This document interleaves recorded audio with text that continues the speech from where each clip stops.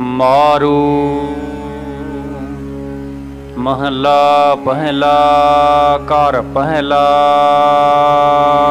जद श्री गुरु अंगद देव जी ने तीसरे गुरां नूं गुरता गद्दी ते विराजमान करके श्री खडूर साहिब तो श्री गोइंदवाल साहिब भेज दिता।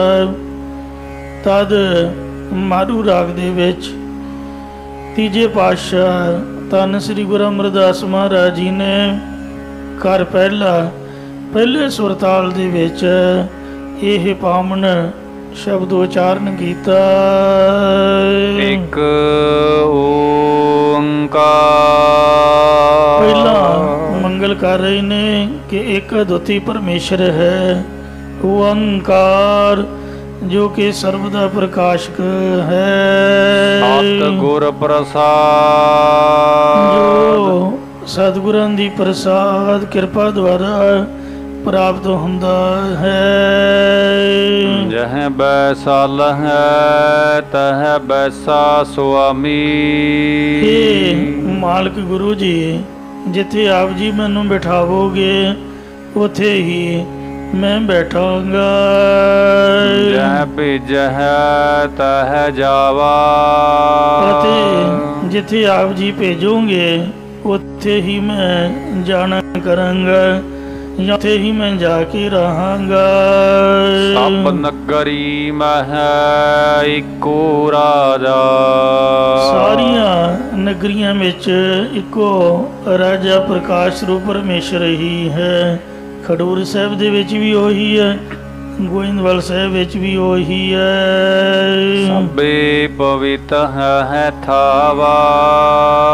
इस करके सारे स्थान पवित्र ही हन। इसे प्रकार सब नगरी मह इको राजा। सब देहां रूप नगरियां दे विच जिहड़ा राजा है अकाल पुरख परमात्मा इको प्रकाश रूप है। इस वास्ते आरंभ तो बख्शिश करते ने। जह बैसा लह तह बैसा स्वामी। हे स्वामी मालिक परमेश्वर जी, जिथे तुसी मैनू तुरिया पद विच बिठावोगे उथे ही मैं बैठांगा। जह भेजह तह जावा। जिथे तुसी मैनू चिदाकाश स्वरूप दे विच भेजना करोगे उथे ही मैं जाना करांगा, क्योंकि सब नगरी मह इको राजा। सारिया देहां रूप नगरियां विच इको तू ही प्रकाश रूप है। सबे पवित्र है थावा। तू आप ही सारे अधिकारियों के गुरु उपदेश द्वारा पवित्र हुए अंतःकरण रूपी स्थान विच तुरिया अतीत होके मिलने वाला है। बाबा सतगुरु अंगद देव जी महाराज सच्चे पातशाह। देह वसा सच गावा। जिथे तुसी वसा देना चाहुंदे हो असी उस सच्चे नगर विच वसना करिए, या सानू सच्चे गांव दे विच वसना दिओ। इसे प्रकार बाबा देह वसा सच गावा। बाबा हे परमेश्वर, जितना चिर देह विच वसदा रहा उतना चिर तेरे सच्चे गुण सच्चे नाम ते इन्हां नूं मैं गाउंदा रहा, या अखंड चेतन देह विच वसदा रहा ਅਤੇ तेरा सच्चा उपदेश ग्रहण करके तेरे स्वरूप के ज्ञान की प्राप्ति बाबत मैं गाउंदा रहा जी। इसी प्रकार बाबा देह वसा सच गावा। हे परमेश्वर, सत्संगत रूपी सच्चे गाँव नगर दे विच मैनू वसना दिओ जी। जिस सत्संगत रूपी ਨਗਰ ਤੋਂ। ਜਾਤੀ ਸਹਿਜੀ ਸਹਿਜ ਸਮਾਵਾ। ਸਹਿਜ ਗਿਆਨ ਦੀ ਪ੍ਰਾਪਤੀ ਕਰਕੇ ਤੇਰੇ ਸਹਿਜ ਸਰੂਪ ਦੇ ਵਿੱਚ ਮੈਂ ਸਮਾ ਜਾਵਾਂ ਜੀ। ਬੁਰਾ ਭਲਾ ਨਹੀਂ ਆਖਿਆ ਰਹਾ ਵਿਸ਼ਰਾਮ ਦੇ ਕਰ ਫੁਰਮਾਨ ਕਰਦੇ ਹਨ। ਬੁਰਾ ਭਲਾ ਕਿਛ ਆਪਸ ਤੇ ਜਾਣਿਆ। ਬੁਰਾ ਅਤੇ ਭਲਾ ਕਰਮ ਆਦਿਕ ਸਭ ਕੁਝ ਜੀਵਾਂ ਨੇ ਆਪਣੇ ਆਪ ਤੋਂ ਹੋਇਆ ਜਾਣਿਆ ਹੈ। ਭਾਵ ਆਪਣੇ ਆਪ ਨੂੰ ਕਰਤਾ ਮੰਨਿਆ ਹੋਇਆ ਹੈ। ਇਸੇ ਕਰਕੇ ਏਈ ਸਗਲ ਵਿਕਾਰਾ। ਇਹੀ ਸਾਰੇ ਵਿਕਾਰਾਂ ਨੂੰ ਪੈਦਾ ਕਰਨ ਦਾ ਕਾਰਨ ਹੈ। ਜਾਂ ਜੀਵਾਂ ਨੇ ਹੰਗਤਾ ਕਰਕੇ ਆਪਣੇ ਆਪ ਤੋਂ ਕਿਸੇ ਨੂੰ ਬੁਰਾ ਤੇ ਕਿਸੇ ਨੂੰ ਭਲਾ ਸਮਝਿਆ ਹੋਇਆ ਹੈ। ਇਹੀ ਹੰਗਤਾ ਸਾਰੇ ਵਿਕਾਰਾਂ ਨੂੰ ਪੈਦਾ ਕਰਨੇ ਵਾਲੀ ਹੈ। ਇਹੋ ਫੁਰਮਾਇਆ ਖਸਮ ਕਹੋਆ। ਹੇ ਮਾਲਕ ਪਰਮੇਸ਼ਰ, ਇਹ ਜੀਵ ਜਿਹੋ ਜਿਹੇ ਰਾਜਸੀ ਤਾਮਸੀ ਸਾਂਤਕੀ ਗੁਣਾਂ ਵਾਲੇ ਸੀ, ਉਹੋ ਜਿਹਾ ਹੀ ਆਪ ਜੀ ਦਾ ਹੁਕਮ ਹੋਇਆ ਹੈ। ਜਾਂ ਇਹੀ ਹੁਕਮ ਆਪ ਜੀ ਦਾ ਹੋਇਆ ਹੈ। ਜਾਂ ਇਹ ਸਭ ਕੁਝ ਆਪ ਜੀ ਦੇ ਹੁਕਮ ਦੇ ਵਿੱਚ ਹੀ ਹੋ ਰਿਹਾ ਹੈ। ਵਰਤਾ ਇਹੋ ਸੰਸਾਰਾ। ਅਤੇ ਆਪ ਜੀ ਦੇ ਹੁਕਮ ਦੇ ਵਿੱਚ ਹੀ ਸੰਸਾਰ ਦਾ ਵਰਤਾਵਾ ਵਰਤ ਰਿਹਾ ਹੈ। ਇੰਦਰੀ ਧਾਤ ਸਬਲ ਕਹੀਅਤ ਹੈ। ਇੰਦਰੀਆਂ ਦੀ ਧੌਣੀ ਸਹਿਤ ਬਲ ਦੇ ਵਿਕਾਰਾਂ ਮਲ ਕਹੀ ਦੀ ਹੈ। ਇੰਦਰੀ ਕਿਸ ਦੇ ਹੋਈ। ਇਹ ਇੰਦਰੀਆਂ ਕਿਸ ਤੋਂ ਪੈਦਾ ਹੋਈਆਂ ਨੇ? ਭਾਵ ਤੇਰੀ ਸੱਤਾ ਪਾ ਕੇ ਹੀ ਇੰਦਰੀਆਂ ਦੌੜਦੀਆਂ ਨੇ, ਜਾਂ ਤੇਰੀ ਪ੍ਰੇਰਨਾ ਸਦਕਾ ਤੇ ਜੀਵਾਂ ਦੀ ਕਰਨੀ ਅਨੁਸਾਰ ਕਈਆਂ ਦੀਆਂ ਇੰਦਰੀਆਂ ਬੁਰੇ ਪਾਸੇ ਅਤੇ ਕਈਆਂ ਦੀਆਂ ਇੰਦਰੀਆਂ ਚੰਗੇ ਪਾਸੇ ਲੱਗੀਆਂ ਹੋਈਆਂ ਹਨ। ਆਪੇ ਖੇਲ ਕਰੈ ਸਭ ਕਰਤਾ। ਹੇ ਕਰਤਾ ਪੁਰਖ ਪਰਮੇਸ਼ਰ, ਤੂੰ ਆਪ ਹੀ ਸਾਰੇ ਕੌਤਕ ਕਰਦਾ ਹੈ।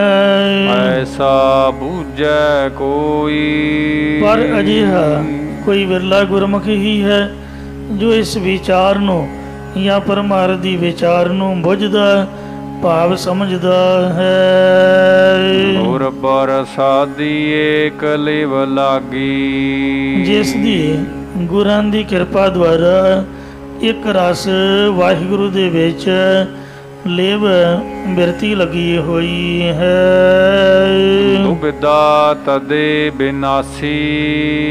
ਉਸ ਦੀ ਉਸ ਵੇਲੇ ਹੀ ਦ્વੈਤ ਭਾਵਨਾ ਨਾਸ਼ ਹੋ ਗਈ ਹੈ। ਜੋ ਤਿਸ ਬਾਣਾ ਸੋ ਸਤ ਕਰ ਮਾਨਿਆ। ਜਿਹੜਾ ਉਸ ਵਾਹਿਗੁਰੂ ਨੂੰ ਭਾਉਂਦਾ ਹੈ, ਜਿਸ ਨੇ ਉਸ ਨੂੰ ਸੱਚਾ ਕਰਕੇ ਮੰਨ ਲਿਆ ਹੈ। ਕਾਟੀ ਜਮ ਕੀ ਫਾਸੀ। ਉਸ ਦੀ ਜਮਨ ਦੀ ਜਾਂ ਜਮਨ ਮਨ ਦੀ ਫਾਹੀ ਕਟੀ ਗਈ ਹੈ। ਆਨੰਦ ਨਾਨਕ ਲੇਖਾ ਮਾਗੈ ਕਵਨਾ। ਸਤਿਗੁਰੂ ਜੀ ਭਾਣ ਤੇ ਉਚਾਰਨ ਕਰਦੇ ਨੇ ਕਿ ਜਦ ਜਾ ਚੁਕੈ ਮਨ ਅਭਿਮਾਨਾ। ਜਾ ਚੁਕਾ ਮਨ ਅਭਿਮਾਨਾ। ਜਦੋਂ ਮਨ ਹਿਰਦੇ ਵਿੱਚੋਂ ਦੇ ਜਾਂ ਗੁਣਾਂ ਦਾ ਹੰਕਾਰ ਚੁੱਕਿਆ ਗਿਆ, ਜਾਂ ਅਬ ਹਿਰਦੇ ਦੀ ਮਨੌਤ ਮੰਨੀ ਹੋਈ ਚੁੱਕੀ ਗਈ, ਤਦ ਫਿਰ ਲੇਖਾ ਮੰਗੈ ਕਮਨ। ਕਿਸ ਨੇ ਹਿਸਾਬ ਕਿਤਾਬ ਮੰਗਣਾ ਹੈ? ਭਾਵ ਕਿਸੇ ਨੇ ਵੀ ਹਿਸਾਬ ਕਿਤਾਬ ਨਹੀਂ ਮੰਗਣਾ। ਤਾਸ ਤਾਸ ਧਰਮ ਰਾਈ ਜਪਤ ਹੈ। ਸੋ ਮਹਾਰਾਜ ਸੱਚੇ ਪਾਤਸ਼ਾਹ ਫਰਮਾਉਂਦੇ ਨੇ, ਪਏ ਸੱਚੇ ਕੀ ਸਰਨਾ।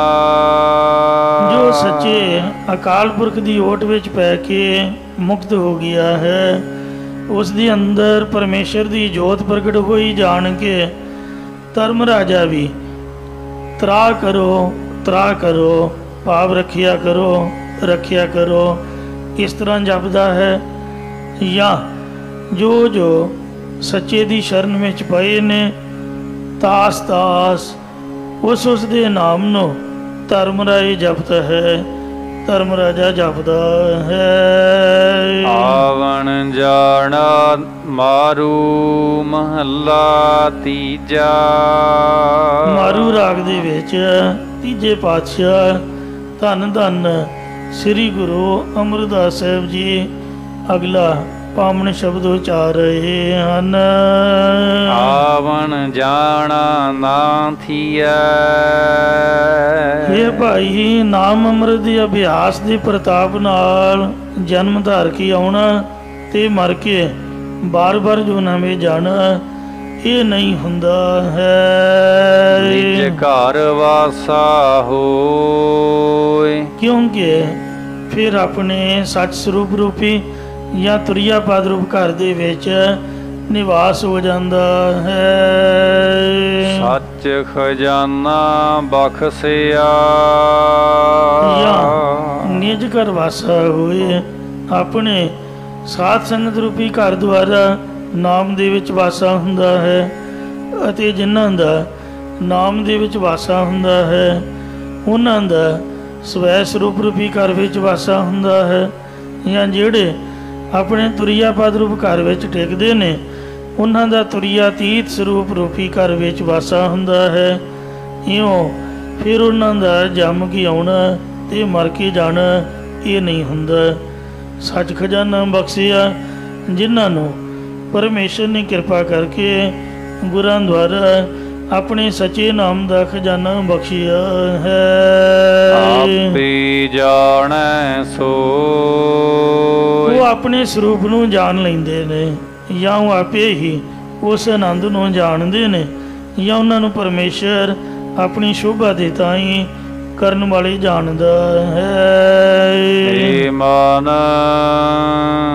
ਹਰ ਜੀਉ ਚੇਤ ਤੂੰ। ਇਹ ਜੀਵ ਇਸ ਮਨ ਨੂੰ ਸਿਮਰਨ ਵਿੱਚ ਜੋੜਨ ਵਾਸਤੇ ਤੂੰ ਹਰੀ ਪਰਮੇਸ਼ਰ ਜੀ ਨੂੰ ਚੇਤਨਾ ਕਰ, ਯਾਦ ਕਰ। ਮਨ ਹੋ ਤਜ ਵਿਕਾਰ। ਅਤੇ ਹਿਰਦੇ ਦੇ ਵਿੱਚੋਂ ਕਾਮ ਕ੍ਰੋਧ ਆਦਿਕ ਵਿਕਾਰਾਂ ਨੂੰ ਤਿਆਗ ਦੇਣਾ ਕਰ।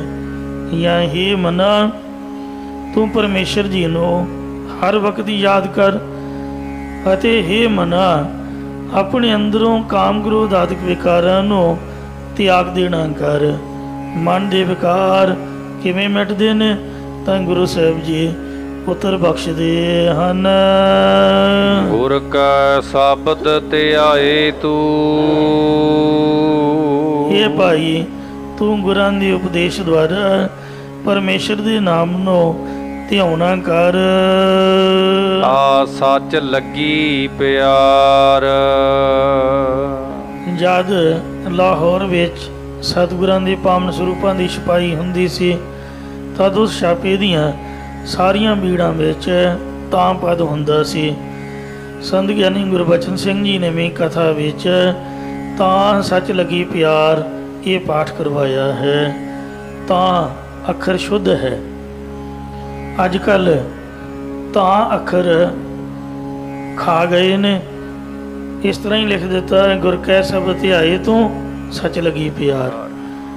ਤਾਂ ਅੱਖਰ ਇਹ ਜ਼ਰੂਰੀ ਹੈ। ਤਾਂ ਤਦ ਤੇਰਾ ਸੱਚ ਸਰੂਪ ਦੇ ਵਿੱਚ ਪਿਆਰ ਲੱਗੇਗਾ ਅਤੇ ਮਨ ਦੇ ਵਿਕਾਰ ਮਿਟ ਜਾਣਗੇ। ਸ਼੍ਰੋਮਣੀ ਕਮੇਟੀ ਦੇ ਜਿਹੜੇ ਪਹਿਲੇ ਵੀ ਸਰੂਪ ਤੁਸੀਂ ਵੇਖੋਗੇ ਪੁਰਾਤਨ, ਮੈਂ ਸੰਬੜ ਪਾਠ ਦੀ ਸੇਵਾ ਨਿਭਾਉਂਦਾ ਰਿਹਾ, ਲੜੀਵਾਰ ਸਰੂਪ, ਉਹਨਾਂ 'ਚ ਪਾਠ ਇਹੀ ਆਉਂਦੇ ਨੇ ਜਿਹੜੇ ਅਸਾਂ ਨੇ ਛਾਪੇ ਨੇ ਮਹਿਤਾ ਸਾਹਿਬ ਵੱਲੋਂ ਸੈਂਜੀਆਂ ਦੇ ਵਿੱਚ ਜਾਂ ਸਟੀਕਾਂ ਛਪੀਆਂ ਨੇ। ਪਰ ਜਿਹੜੇ ਅੱਜ ਕੱਲ੍ਹ ਦੇ ਵਿਦਵਾਨ ਨੇ ਪਤਾ ਨਹੀਂ ਉਹਨਾਂ ਨੂੰ ਕਿਹਨਾਂ ਨੇ ਮੱਤ ਦਿੱਤੀ ਹੈ, ਉਹ ਆਪਦੀ ਮਰਜ਼ੀ ਦੇ ਨਾਲ ਹੀ ਫੈਸਲੇ ਲਈ ਜਾਂਦੇ ਨੇ। ਜਿਵੇਂ ਬੰਧਨ ਤੇ ਛੁਟਕਾਵੈ ਪ੍ਰਭੂ ਮਿਲਾਵੈ, ਇਹਦੇ ਅੱਗੇ ਧਨਾਸਰੀ ਮਹੱਲਾ ਪੰਜਵਾਂ। ਸ਼੍ਰੋਮਣੀ ਕਮੇਟੀ ਦੇ ਜਿਹੜੇ ਪਹਿਲੇ ਪੁਰਾਤਨ ਸਰੂਪ ਛਪੇ ਹੁੰਦੇ ਜੀ, ਉਹਨਾਂ 'ਚ ਨਹੀਂ ਸੀ ਹੁੰਦਾ। ਪਰ ਅੱਜ ਕੱਲ੍ਹ ਜਿਹੜੇ ਪਾਤਸ਼ਾਹ ਪਾਵਨ ਸਰੂਪ ਨੇ, SGPC ਨੇ, ਕਿਉਂਕਿ ਰਾਜ ਹੀ ਸ਼੍ਰੋਮਣੀ ਕਮੇਟੀ ਦਾ, ਜੋ ਮਰਜ਼ੀ ਧੱਕੇ ਨਾਲ ਕਰੀ ਜਾਂਦੇ ਨੇ, ਕਿਸੇ ਦੀ ਗੱਲ ਮੰਨਦੇ ਹੈ ਨਹੀਂ। ਜੋ ਮਨ ਚਾਹੁੰਦਾ ਤੇ ਉਹੀ ਕਰੀ ਜਾਂਦੇ ਹਨ। ਤੋ ਉਹਨਾਂ ਨੇ ਧਨਾਸਰੀ ਮਹੱਲਾ ਪਤਾ ਨਹੀਂ ਪੰਜਵਾਂ ਕਿੱਥੋਂ ਵੇਖ ਕੇ ਛਾਪ ਦਿੱਤਾ ਕਿ ਜੀ ਇਹ ਲਿਖਾਰੀਆਂ ਕੋਲੋਂ ਗਲਤੀ ਹੋਈ ਹੈ। ਹੋਰ ਵੀ ਇਸ ਤਰ੍ਹਾਂ ਦੇ ਕਈ ਉਦਾਹਰਨਾਂ ਨੇ। ਧਨਾਸਰੀ ਮਹੱਲਾ ਪਹਿਲਾ, ਕਿਉਂ ਸਿਮਰੀ ਸਿਵਰਿਆ ਨਹੀਂ ਜਾਏ, ਤਪੈ ਹਿਆਉ ਜੀੜਾ ਬਿਲ ਆਏ। ਤੇ ਫਿਰ ਧਨਾਸਰੀ ਮਹੱਲਾ ਤੀਜੇ ਦਾ ਸ਼ਬਦ ਹੈ, ਨਦਰ ਕਰੇ ਤਾਂ ਸਿਮਰਿਆ ਜਾਏ, ਆਤਮ ਅੰਦਰਵੈ ਰਹਿਲ ਬਿਲਾਏ। ਅੱਜ ਕੱਲ੍ਹ ਦੇ ਵਿਦਵਾਨ ਟਪਲਾ ਖਾ ਗਏ ਕਿ ਸ਼ਬਦ ਚੱਲ ਰਹੇ ਨੇ ਪਹਿਲੇ ਪਾਤਸ਼ਾਹ ਦੇ, ਵਿੱਚ ਤੀਜਾ ਪਾਤਸ਼ਾਹ ਕਿੱਧਰੋਂ ਆ ਵੜਿਆ। ਉਹਨਾਂ ਮੂਰਖਾਂ ਨੂੰ ਕੋਈ ਸਮਝਾਉਣ ਵਾਲਾ ਨਹੀਂ। ਮਹਾਂਪੁਰਖਾਂ ਤੋਂ ਮੈਂ ਕਥਾ ਸੁਣੀ ਹੈ, ਸਾਰੇ ਥੋੜ੍ਹਾ ਸੁਣਦੇ ਨੇ। ਉਹਨਾਂ ਨੇ ਦੱਸਿਆ ਹੈ ਕਿ ਤੀਜੇ ਪਾਤਸ਼ਾਹ ਦਾ ਦੀਵਾਨ ਲੱਗਿਆ ਸੀਗਾ। ਇਹ ਜਿਹੜਾ ਸ਼ਬਦ ਹੈ ਇਹ ਕੁਐਸਚਨ ਰੂਪ ਹੈ, ਕਿਉਂ ਸਿਮਰੀ ਸਿਵਰਿਆ ਨਹੀਂ ਜਾਏ।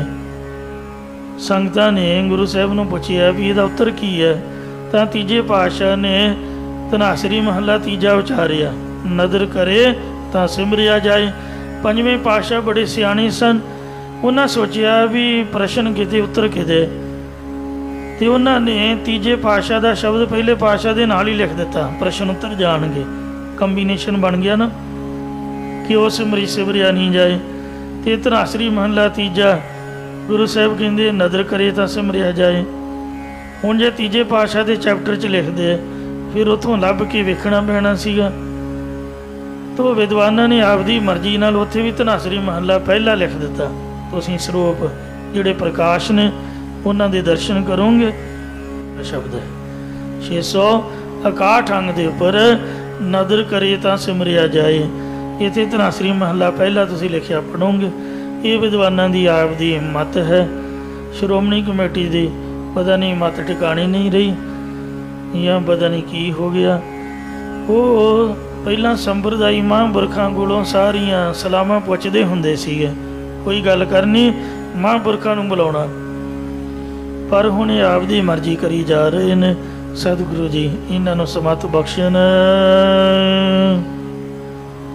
ਗੁਰ ਕੈ ਸ਼ਬਦ ਧਿਆਏ ਤੂੰ। ਇਹ ਭਾਈ ਗੁਰਾਂ ਦੇ ਉਪਦੇਸ਼ ਦੁਆਰਾ ਪਰਮੇਸ਼ਰ ਦੇ ਨਾਮ ਨੂੰ ਧਿਆ ਤੂੰ, ਤਾਂ ਸੱਚ ਲੱਗੀ ਪਿਆਰ।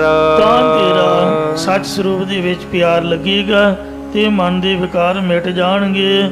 ਉਸ ਤਰ੍ਹਾਂ ਕੋਈ ਹੱਲ ਨਹੀਂ ਹੈ। ਰਹਾ ਵਿਸ਼ਰਾਮ ਦੇ ਕੇ ਫਰਮਾਨ ਕਰਦੇ ਨੇ, ਐਥੈ ਨਾ ਬਹੁ ਭੁੱਲਿਆ।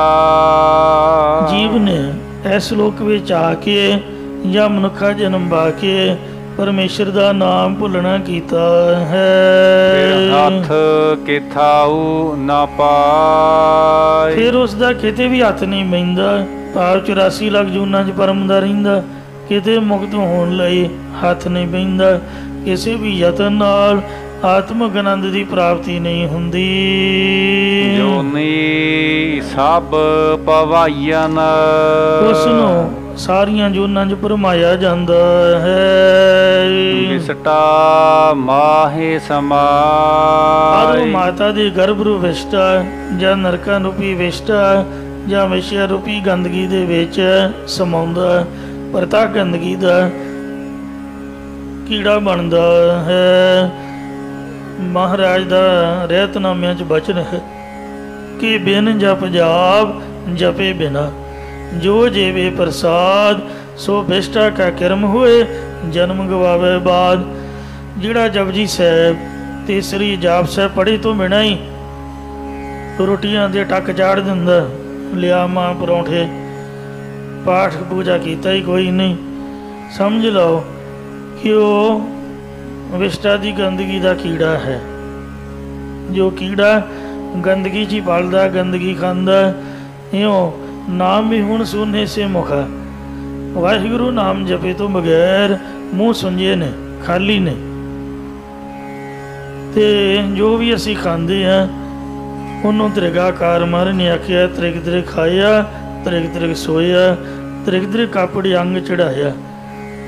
ਅਸੀਂ ਕੀੜੇ ਖਾਂਦੇ ਆ, ਜੇਤੇ ਦਾਣੇ ਅੰਨ ਕੇ ਜੀਆਂ ਬਾਝ ਨਾ ਗੋਏ। ਕਦੇ ਦਹੀਂ ਨੂੰ ਵੇਖਿਓ ਲੈਂਸ ਲਾ ਕੇ, ਤੁਸੀਂ ਦਹੀਂ ਖਾਣਾ ਛੱਡ ਜਾਓਗੇ, ਭੁੱਲ ਜਾਓਗੇ ਦਹੀਂ। ਲੱਕੜਾਂ 'ਚ ਵੀ ਕੀੜੇ ਹੁੰਦੇ ਨੇ ਜਿਹੜੀਆਂ ਬਲਦੀਆਂ, ਤੇ ਖਾਂਦੇ ਵੀ ਕੀੜੇ ਆ। ਉਹਨਾਂ ਵਿਚਾਰਿਆਂ ਦਾ ਭਲਾ ਕਿਵੇਂ ਹੋਏਗਾ? ਨਾਮ ਦਾ ਜਪਿਆ ਨਹੀਂ। ਤੇ ਇਸ ਵਾਸਤੇ ਮਹਾਰਾਜ ਸੱਚੇ ਪਾਤਸ਼ਾਹ ਕਿਰਪਾ ਕਰਨ, ਜੋ ਅਸੀਂ ਜਪਜੀ ਸਾਹਿਬ ਦਾ ਪਾਠ ਦੇ ਜਾਪ ਸਾਹਿਬ ਦਾ ਪਾਠ ਆਪਣੀ ਜ਼ਿੰਦਗੀ 'ਚ ਕੰਪਲਸਰੀ ਕਰ ਲਈਏ। ਇਸ ਦੇ ਪੜ੍ਹੇ ਤੋਂ ਬਗੈਰ ਪ੍ਰਸ਼ਾਦ ਪਾਣੀ ਛਕਣਾ ਵਿਵਰਜਿਤ ਹੈ।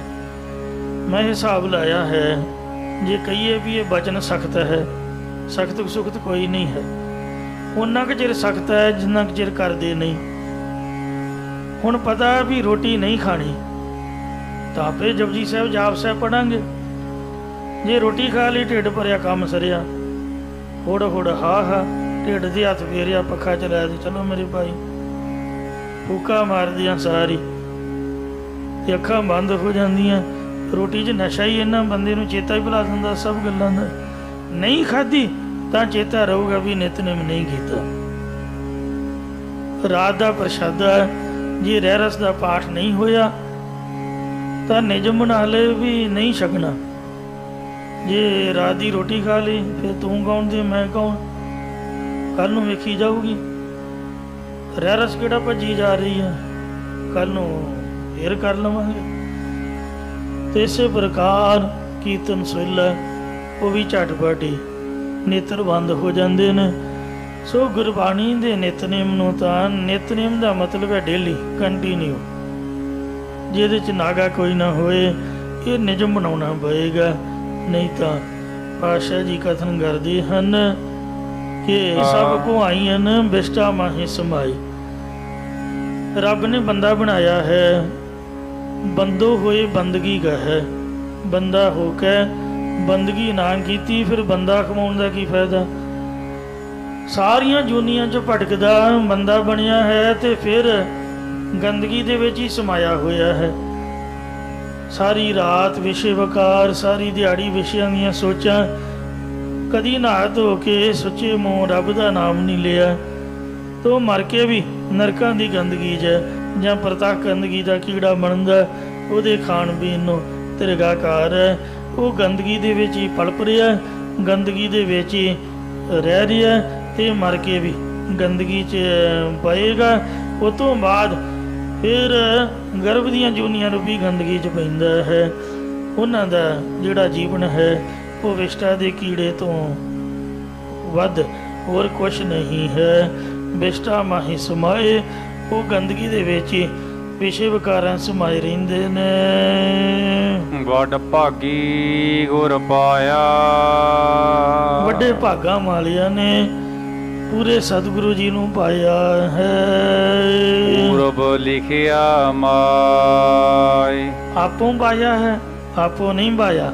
ਇਹ ਮਾਤਾ ਪਿਤਾ ਰੂਪ ਉਤਮ ਸਖੀਓ, ਇਹ ਭਾਈਓ, ਜਿਸ ਦੇ ਮੱਥੇ ਤੇ ਪੂਰਬਲੇ ਨਿਸ਼ਕਾਮ ਕਰਮਾਂ ਦਾ ਸਦਕਾ ਸ੍ਰੇਸ਼ਟ ਲੇਖ ਲਿਖਿਆ ਹੋਇਆ ਹੈ ਰੱਬ ਨੇ, ਉਸ ਵੱਡੇ ਭਾਗਾਂ ਵਾਲੇ ਪੁਰਖ ਨੇ ਹੀ ਪੂਰੇ ਸਤਿਗੁਰੂ ਨੂੰ ਪਾਉਣਾ ਕੀਤਾ ਹੈ। ਆਨੰਦਿਨ ਸੱਚੀ ਭਗਤ ਕਰ, ਤੇ ਜੇ ਹੁਣ ਸਤਿਗੁਰੂ ਨੂੰ ਪਾ ਲਿਆ ਹੈ ਤੇ ਸਤਿਗੁਰੂ ਨੂੰ ਪਾ ਕੇ ਰਾਤ ਦਿਨੇ ਚਾਹੀਦਾ ਇਹ ਹੈ ਕਿ ਵਾਹਿਗੁਰੂ ਜੀ ਦੀ ਸੱਚੀ ਪ੍ਰੇਮਾ ਭਗਤੀ ਦਿਲ ਲਾ ਕੇ ਕਰਨਾ ਕਰੀਏ। ਸੱਚਾ ਲਏ ਮਿਲਾ, ਜਿਹੜਾ ਦਿਨ ਰਾਤ ਦਿਲ ਲਾ ਕੇ ਵਾਹਿਗੁਰੂ ਜੀ ਦੀ ਸੱਚੀ ਭਗਤੀ ਕਰਦਾ ਹੈ ਉਸ ਨੂੰ ਸੱਚਾ ਪਰਮੇਸ਼ਰ ਕਿਰਪਾ ਕਰਕੇ ਐਸੇ ਜਨਮ ਦੇ ਵਿੱਚ ਹੀ ਆਪਣੇ ਨਾਲ ਮਿਲਾ ਲੈਂਦਾ ਹੈ। ਆਪੇ ਸ੍ਰਿਸ਼ਟ ਸਭ ਸਾਜੀਆ ਨਾ, ਜਿਸ ਪਰਮੇਸ਼ਰ ਨੇ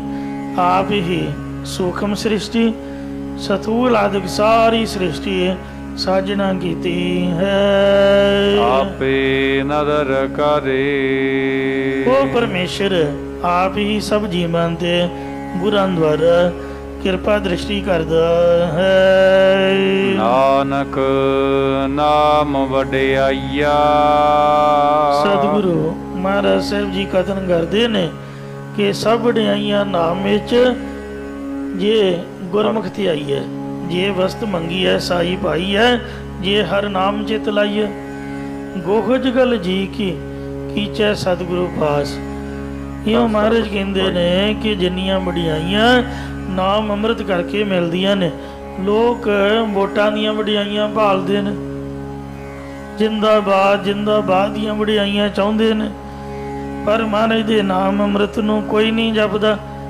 ਗੁਟਕੇ ਸਾਹਿਬ ਹੱਥਾਂ 'ਚ ਫੜ ਕੇ ਤੇ ਧਰਮ ਦੀ ਸਹੁੰ ਖਾ ਕੇ ਵੀ ਮੁੱਕਰ ਜਾਂਦੇ, ਰੱਬ ਤੋਂ ਨਹੀਂ ਡਰਦੇ, ਉਹ ਕੋਈ ਵਡਿਆਈ ਨਹੀਂ ਹੈ। ਮੂੰਹ ਦੀ ਤਾਂ ਕੋਈ ਕਹਿ ਨਹੀਂ ਸਕਦਾ ਤੇ ਅੰਦਰ ਵੜ ਕੇ ਤਾਂ ਸਭ ਗਾਲਾਂ ਹੀ ਕੱਢਦੇ, ਲਾਣ ਦਾ ਮੌਂਦੇ ਨੂੰ ਕਾਹਦੀ ਵਡਿਆਈ ਹੈ ਭਾਈ, ਖੂਜ ਪਿਆ ਇਹੋ ਜਿਹੀ ਵਡਿਆਈ। ਸੰਤਾਂ ਮਹਾਂਪੁਰਖਾਂ ਦੀ ਵਡਿਆਈ ਭਾਵੇਂ 4 ਜਾਂ 5 ਬੰਦੇ ਕਰਦੇ ਨੇ, ਪਰ ਉਹ ਕਰਦੇ ਪਿਆਰ ਦੇ ਨਾਲ, ਸ਼ਰਧਾ ਦੇ ਨਾਲ। ਤੋ ਇਸ ਲਈ ਜੇ ਵਡਿਆਈਆਂ ਚਾਹੁੰਦੇ ਹੋ ਤਾਂ ਨਾਮ ਅੰਮ੍ਰਿਤ ਜਪਣਾ ਕਰੋ। ਜਿਸ ਤਰ੍ਹਾਂ ਇਹ ਪਾਵਨ ਸ਼ਹੀਦਾਂ ਦਾ ਸਥਾਨ ਹੈ, ਇਹਨਾਂ ਨੂੰ ਸੇਵਾ ਸਿਮਰਨ ਦੇ ਨਾਲ ਵਡਿਆਈਆਂ ਮਿਲੀਆਂ ਨੇ। ਜੈ ਭਾਵੈ ਤਾ ਦੇ। ਪਰੰਤੂ ਜਿਸ ਦੀ ਸ਼ਰਧਾ ਭਾਵਨਾ ਜਾਂ ਭਗਤੀ ਵਾਹਿਗੁਰੂ ਨੂੰ ਭਾ ਜਾਂਦੀ ਹੈ, ਚੰਗੀ ਲੱਗਦੀ ਹੈ, ਜਾਂ ਜੋ ਉਸ ਨੂੰ ਭਾਉਂਦਾ ਚੰਗਾ ਲੱਗਦਾ ਹੈ, ਉਸੇ ਨੂੰ ਹੀ ਇਹ ਵਡਿਆਈਆਂ ਬਖਸ਼ਦਾ ਹੈ। ਹਰ ਮਨ ਤਨ ਵਸਿਆ ਸੋਈ, ਜੈ ਜੈਕਾਰ ਕਰੇ ਸਭ ਕੋਈ। ਹਰ ਨਾਮੇ ਕੀ ਵਡਿਆਈ ਇਸ ਕੀਮਤ ਕਹੀ ਨਾ ਜਾਈ। ਮਾਰੂ ਮਹੱਲਾ ਤੀਜਾ। ਤੀਜੇ ਪਾਤਸ਼ਾਹ ਧੰਨ ਸਤਿਗੁਰੂ ਅਮਰਦਾਸ ਸਾਹਿਬ ਜੀ ਮਹਾਰਾਜ ਮਾਰੂ ਰਾਗ ਵਿੱਚ ਸ਼ੋ ਪਾਵਨ ਫੁਰਮਾਨ ਕਰਦੇ ਹਨ। ਪਿਛਲੇ ਗੁਣ ਹੈ ਬਖਸਾਈ ਜਿਉ। ਹੇ ਜੀਵ, ਤੂੰ ਪਿਛਲੇ ਜਨਮਾਂ 'ਚ ਕੀਤੇ ਹੋਏ ਗੁਨਾਹ ਪਾਪਾਂ ਨੂੰ ਸੱਚੇ ਪਾਤਸ਼ਾਹ ਦੇ ਪਾਸੋਂ ਅਰਦਾਸ ਕਰਕੇ ਬਖਸ਼ਾ ਲੈਣਾ ਕਰ। ਅਬ ਤੂੰ ਮਾਰਗ ਪਾਇ। ਅਤੇ ਹੁਣ ਇਸ ਮਨੁੱਖਾ ਜਨਮ ਵਿੱਚ ਤੂੰ ਗੁਰੂ ਉਪਦੇਸ਼ ਦੁਆਰਾ ਆਪਣੇ ਆਪ ਨੂੰ ਪ੍ਰੇਮਾ ਭਗਤੀ ਦੇ ਜਾਂ ਸਹਿਤ ਗਿਆਨ ਰੂਪੀ ਮਾਰਗ ਰਸਤੇ ਉੱਪਰ ਪਾਉਣਾ ਕਰ। ਹਰ ਕੀ ਚਰਣੀ ਲਾਗ ਰਹਾ। ਕਰੀ ਪਰਮੇਸ਼ਰ ਦੀ ਪ੍ਰਾਪਤੀ ਲਈ ਪਰਮੇਸ਼ਰ ਦੇ ਚਰਨੀ ਲੱਗਿਆ ਰਹੋ। ਵਿੱਚ ਹੋ ਆਪ ਗਵਾ। ਪਰ ਆਪਣੇ ਮਨ ਦੇ ਵਿੱਚੋਂ ਆਪਾ ਭਾਵ ਗਵਾ ਦੇ। ਮੇਰੇ ਮਨ ਇਹ ਮੇਰੇ ਮਨ ਗੁਰਮੁਖ ਨਾਮ ਹਰਿ ਧਿਆਇ। ਗੁਰਮੁਖ ਜਨਾਂ ਦੀ ਸੰਗਤ ਕਰਕੇ ਹਰੀ ਪਰਮੇਸ਼ਰ ਦੀ ਅੰਮ੍ਰਿਤ ਨਾਮ ਨੂੰ ਧਿਆਉਣਾ ਕਰ। ਸਦਾ ਹਰ ਚਰਣੀ ਲਾਗ ਰਹਾ। ਸਦਾ ਹਮੇਸ਼ਾ ਪਰਮੇਸ਼ਰ ਦੇ ਚਰਨਾਂ ਵਿੱਚ ਲੱਗਿਆ ਰਹੋ। ਇਕ ਮਨ ਏਕੈ ਭਾਇ। ਇਕਾਗਰ ਚਿਤ ਹੋ ਕੇ ਤੇ ਇਕਾਗਰਤਾ ਨਾਲ ਪ੍ਰੇਮ ਕਰਕੇ ਹਮੇਸ਼ਾ ਹੀ ਤੂੰ ਵਾਹਿਗੁਰੂ ਜੀ ਦੇ ਚਰਨੀ ਲੱਗਾ ਰਹੋ। ਇਸੇ ਪ੍ਰਕਾਰ ਸਦਾ ਹਰ ਚਰਣੀ ਲਾਗ ਰਹਾ। ਇੰਜ ਬੇਨਤੀ ਕਰ ਕਿ हे ਪਰਮੇਸ਼ਰ, ਮੈਂ ਸਦਾ ਹਮੇਸ਼ਾ ਹੀ ਤੇਰੇ ਚਰਨੀ ਲੱਗਿਆ ਰਹਾ। ਇਕ ਮਨ ਏਕੈ ਭਾਇ। ਹਰ ਇਕਾਗਰ ਚਿਤ ਹੋ ਕੇ ਤੇਰੇ ਨਾਲ ਹੀ ਮੈਂ ਪ੍ਰੇਮ ਕਰਾਂ। ਇੱਕ ਤੇਰੇ ਪ੍ਰਕਾਸ਼ ਰੂਪ ਦੀ ਪ੍ਰਾਪਤੀ ਲਈ ਇਕਾਗਰ ਚਿਤ ਹੋ ਕੇ ਸਦਾ ਤੇਰੇ ਚਰਨਾਂ ਦੇ ਨਾਲ ਮੈਂ ਜੁੜਿਆ ਰਹਾ ਜੀ। ਰਹਾ ਵਿਸ਼ਰਾਮ ਦੇ ਕਰ ਫਰਮਾਨ ਕਰਦੇ ਨੇ। ਨਾ ਮੈਂ ਜਾਤ ਨਾ ਪਤ ਹੈ। ਇਹ ਪਰਮੇਸ਼ਰ ਨਾ ਮੇਰੀ ਉੱਤਮ ਜਾਤੀ ਹੈ, ਇਹ ਨਾ ਹੀ ਮੇਰੀ ਦੁਨੀਆ ਵਿੱਚ ਇੱਜ਼ਤ ਹੈ। ਨਾ ਮੈਂ ਥੇ ਹੋ ਨਾ ਥਾ। ਨਾ ਇਸ ਲੋਕ ਵਿੱਚ ਮੈਨੂੰ ਕੋਈ ਥਾਂ ਹੈ ਤੇ ਨਾ ਹੀ परलोक विच मेरा कोई थां है या इसे प्रकार नाम थे हो ना था ना ही मेरा थे हो नगर ही कोई है। ਹੁਣ ਜੇ ਸਾਨੂੰ ਕੋਈ ਪੁੱਛੇ ਵੀ ਤੁਹਾਡਾ ਪਿੰਡ ਕਿਹੜਾ, ਆਪਾਂ ਤਾਂ ਇਹੀ ਕਹੀਦਾ ਵੀ ਜਿੱਥੇ ਰਹਿ ਰਹੇ ਉਹੀ ਸਾਡਾ ਪਿੰਡ, ਜੰਮੇ ਕਿਤੇ ਪਲੇ ਕਿਤੇ ਰਹੇ ਕਿਤੇ, ਹੁਣ ਕੀ ਦੱਸੀਏ ਵੀ ਕਿਹੜਾ ਪਿੰਡ। ਤੇ ਨਾ ਹੀ ਸਾਡਾ ਕੋਈ ਆਪਣਾ ਘਰ ਹੈ, ਜਿੱਥੇ ਸੰਗਤ ਨੇ ਬੁਲਾ ਲਿਆ ਉੱਥੇ ਸਤਿਨਾਮ ਵਾਹਿਗੁਰੂ। तो इसे प्रकार नाम जात ना पात है ना महात्मा वाली साड़ी अचुत गोत्र जाति ही है, ना पात ही है। नाम थे हो ना था संगत च कदी तां बैठना नहीं, तां फिर साध संगत रूपी केड़ा थे या नगर बनेगा।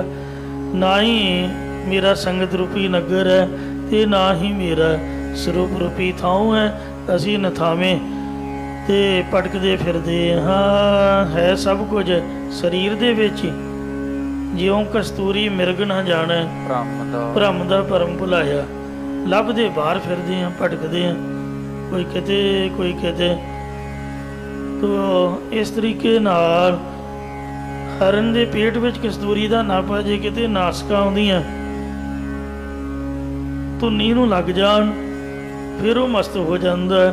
ਇਉਂ ਜੇ ਮਹਾਰਾਜ ਸੱਚੇ ਪਾਤਸ਼ਾਹ ਕਿਰਪਾ ਕਰ ਦੇਣ, ਮਨ ਮੈਂ ਆਪ ਮਨ ਆਪਣੇ ਮਾਹੇ, ਮਨ ਦੇ ਵਿੱਚ ਹੀ ਮਨ ਤੋਂ ਜੋਤ ਸਰੂਪ ਹੈ, ਆਪਣਾ ਮੂਲ ਪਹਿਚਾਨ, ਆਪਣੇ ਮੂਲ ਦੀ ਪਹਿਚਾਨ ਕਰਵਾ ਦੇ ਤਾਂ ਸਰੂਪ ਰੂਪੀ ਥਾਂ ਵਾਲੀ ਬਣ ਸਕੀਦਾ ਹੈ।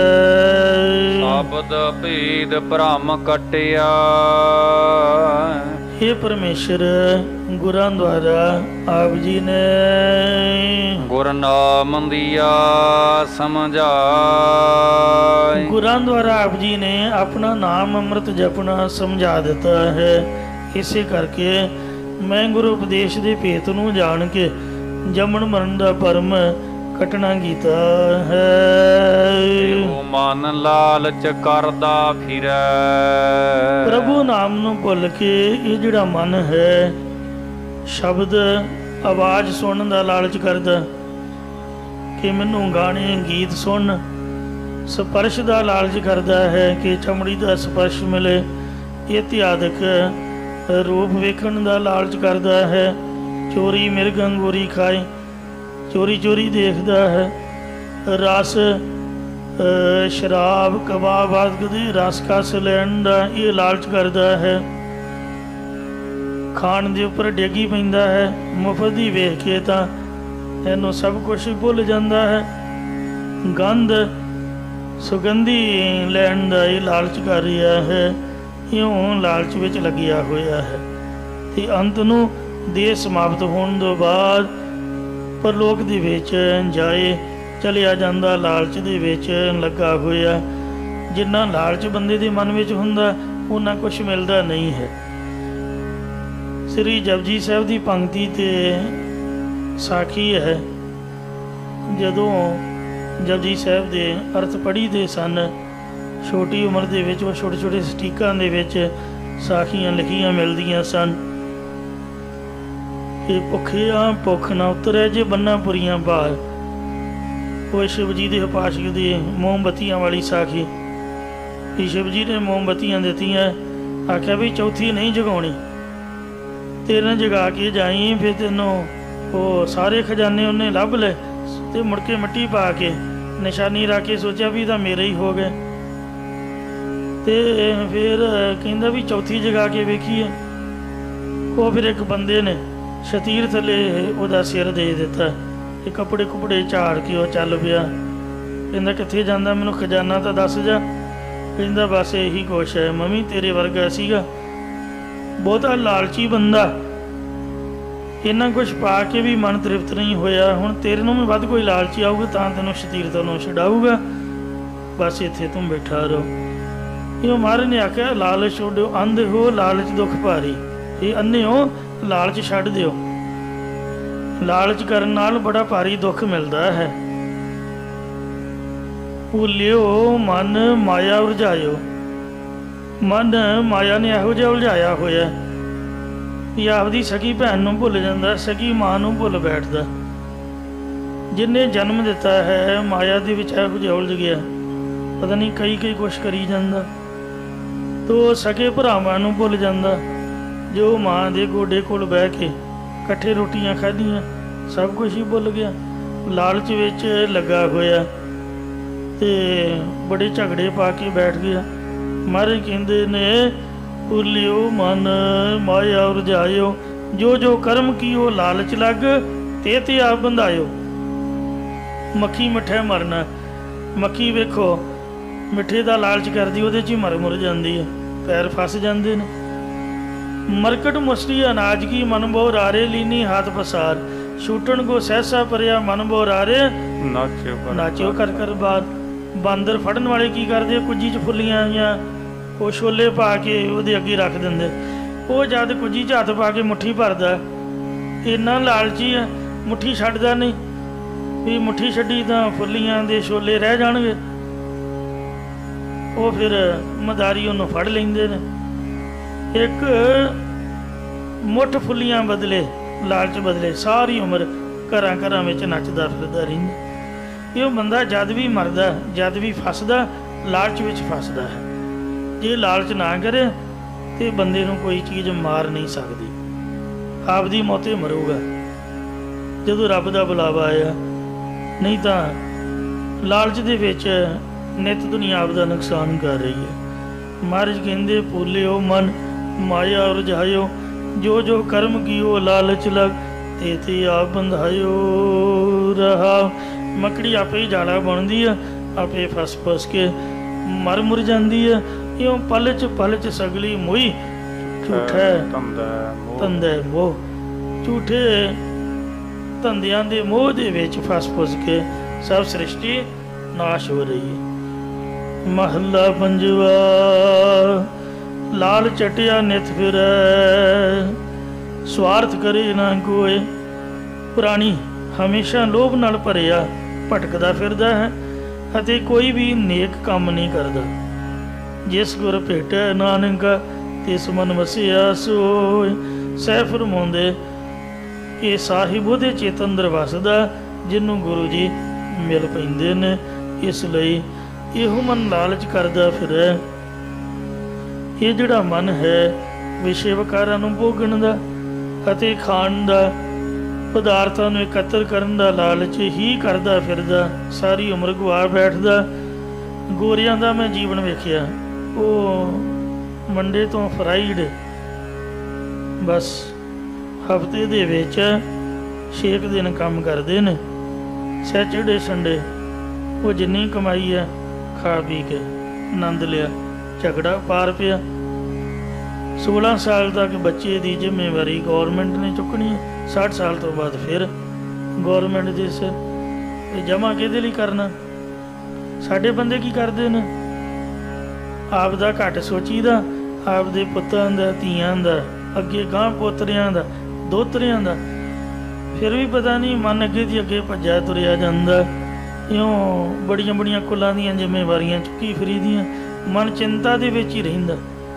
ਆਪਣੇ ਬਾਰੇ ਤਾਂ ਬੋਲ ਹੀ ਗਿਆ, ਰੱਬ ਨੇ ਇੰਨਾ ਦੇ ਦਿੱਤਾ ਵੀ ਆਪਣੇ ਤੋਂ ਵੱਧ ਹੋ ਗਿਆ, ਫਿਰ ਅੱਗੇ ਦੀ ਅੱਗੇ ਗਾਂ ਜ਼ਿੰਮੇਵਾਰੀਆਂ ਚੁੱਕ ਲਈਆਂ। ਮਹਾਰਾਜ ਨਾਵੇਂ ਪਾਤਸ਼ਾਹ ਫਰਮਾਉਂਦੇ ਨੇ, ਰਾਗ ਆਸਾ ਮਹੱਲਾ ਨਾਵਾ। ਬਿਰਥਾ ਕਹੋ ਕੌਣ ਸਿਓ ਮਨ ਕੀ, ਲੋਭ ਗਰਸਿਓ ਦਸੂਹੂ ਦੇ ਸਤਾਵਤ। ਆਸਾ ਲਾਗਿਓ ਧਨ ਕੀ, ਰਹਾਉ ਸੁਖ ਕੈ ਹੇਤ ਬਹੁਤ ਦੁਖ ਪਾਵਤ। ਸੇਵ ਕਰਤ ਜਨ ਜਨ ਕੀ, ਦੁਆਰੇ ਦੁਆਰ ਸਵਾਨ ਜਿਉ ਡੋਲਤ। ਨੈ ਸੁਧ ਰਾਮ ਭਜਨ ਕੀ, ਕੁੱਤੇ ਦੀ ਤਰ੍ਹਾਂ ਘਰੋਂ ਘਰ ਦੌੜਿਆ ਫਿਰਦਾ, ਆਪਦੀ ਇੱਜ਼ਤ ਗਵਾ ਬੈਠਦਾ। ਕਾਹਦੇ ਲਈ? ਲਾਲਚ ਖਾਤਰ। ਸਾਡੇ ਗ੍ਰਸਤੀਆਂ ਦਾ ਤਾਂ ਮੰਦਾ ਹੀ ਹਾਲ ਹੈ। ਸੰਤ ਤਾਂ ਉਹਨਾਂ ਨੂੰ ਵੀ ਚੜ੍ਹਦੀ ਕਲਾ ਵਾਲੇ ਬਣੇ ਹੋਏ, ਉਹਨਾਂ ਦਾ ਹੋਰ ਬੁਰਾ ਹਾਲ ਹੋਇਆ ਪਿਆ। ਕਲਯੁਗੀ ਬਾਬੇ,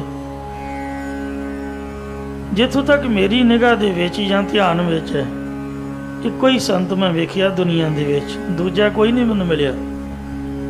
ਮਹਾਂਪੁਰਖ ਸੰਤ ਬਾਬਾ ਅਜੀਤ ਸਿੰਘ ਜੀ ਅੰਸਾਲੀ ਸਾਹਿਬ ਵਾਲੇ, मैं सुनिया भी प्रेमिया ने कहा बाबा जी को डेरा डूरा बनाओ,